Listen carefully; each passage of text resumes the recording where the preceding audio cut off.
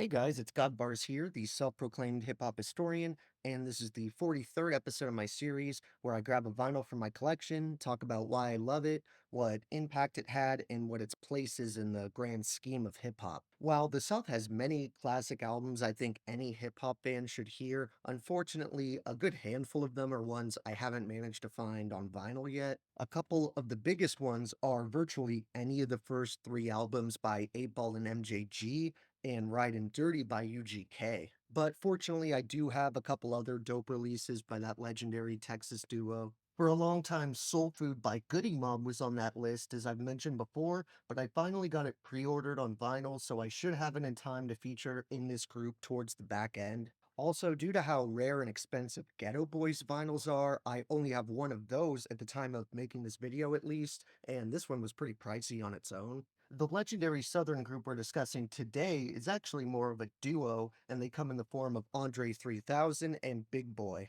Like most people my age, Outkast was a huge part of my childhood long before I even had control of what I wanted to listen to. Most of the big hits that I became familiar with as a kid had a pop sensibility that lent itself to the type of people who don't traditionally care for hip hop. I feel like this subconsciously had an effect on me, even if I didn't know it at the time, where I would go to the song for the catchy hook, and as a result, the rap verses would grow on me over the years. Three Stacks and Big Boy were some of the first MCs to make me realize just how musical and expressive flow can be, and I think even when I was younger and wasn't entertaining hip hop and hadn't found my love for it yet, it was impossible to hear songs like Bombs Over Bad Dad or So Fresh, So Clean and not be impressed by their alien skills on the mic. This made it so years later, when I returned to Outkast in my efforts to hear all the essentials front to back, I was able to appreciate them quicker than a rapper I'd never heard before. While there's plenty of talented duos the genre has to offer, it's pretty commonly acknowledged that Outkast holds that top spot.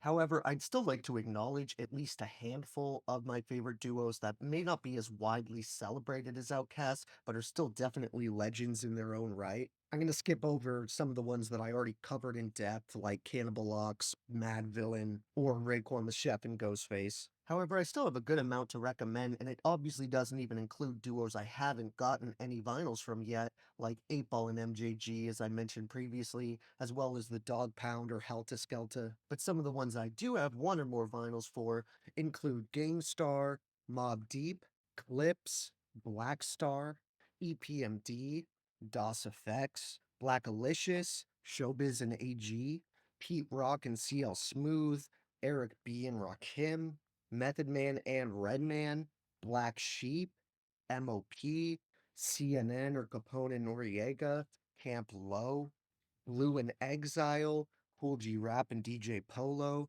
Dead Prez, Group Home, and People Under the Stairs. I know that's a lot, but I not only left a bunch out, I actually took the modern acts like RTJ out of the list just because it was getting a bit ridiculous.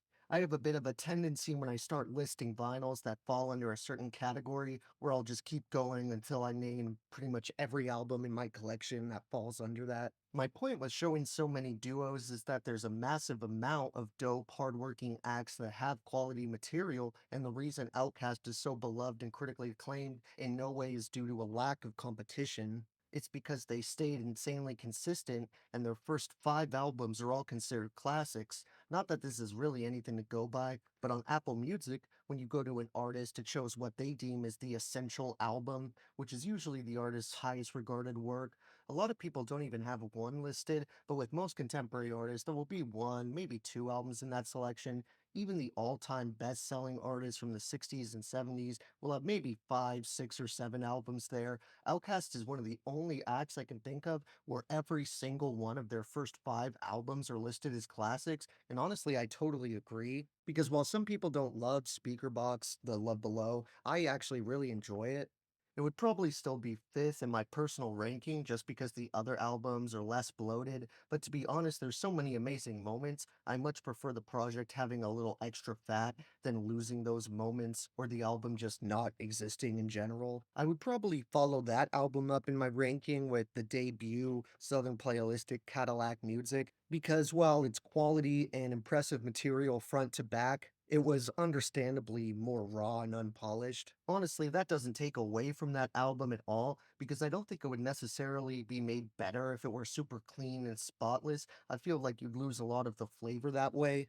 Besides, if you want more polished mixing along with denser production and writing, the 3 LPs that follow Southern Playalistic Cadillac Music are some of the best hip hop to ever come out of the South, each for their own different reasons. These, of course, being ATLians, Stankonia, and Aquemini. While for me, they're all absolutely stellar, unique experiences that will probably all get their own spotlight at some point on this channel, I had to pick Aquemini as the first one of those three to talk about. The watery, immersive world this album puts me in has made it a project I fall in love with again every time I hear it.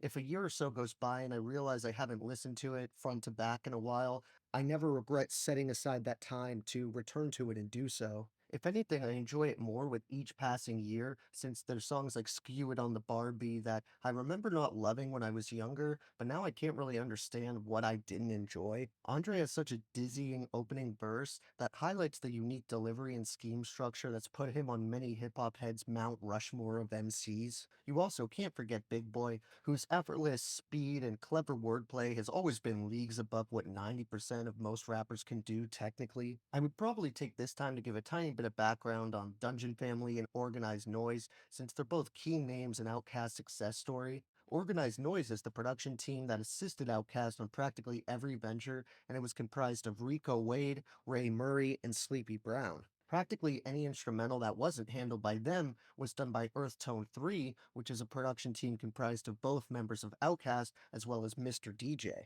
However, it wasn't only Andre and Big Boy that Organized Noise lent their skills to, they had a hand in the vast majority of the material coming out of the Dungeon Family in the 90s.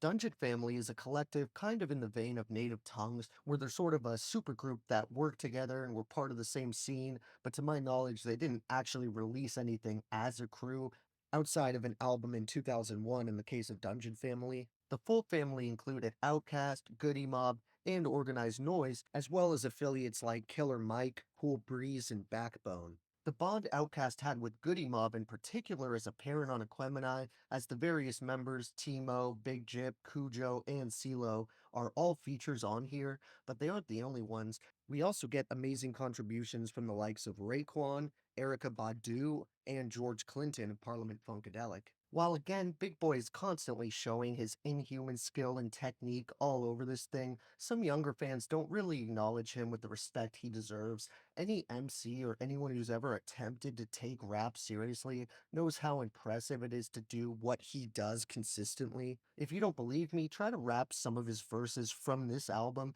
and even with you reading the lyrics, I promise it won't be as easy as you think. At best, after a while, you'll be able to get through one verse, but you have to be reading the lyrics and it just sounds awful. Being able to rap at that speed is one thing, but doing that while still enunciating well, emphasizing every word, and being enjoyable to listen to is a whole nother beast. While I'd love to break down Andre's Twice Upon a Time There Was a Boy Who Died verse on the title track, there's so many videos doing that already. It's to the point I think it's the only song some people even know off Aquemini, so I'm gonna refrain from dissecting that one. But one little moment I've always loved is how Andre gives a tiny preamble to the first verse on the whole album, where he says, "People always be hollering peace, peace, my brother, peace this, peace that.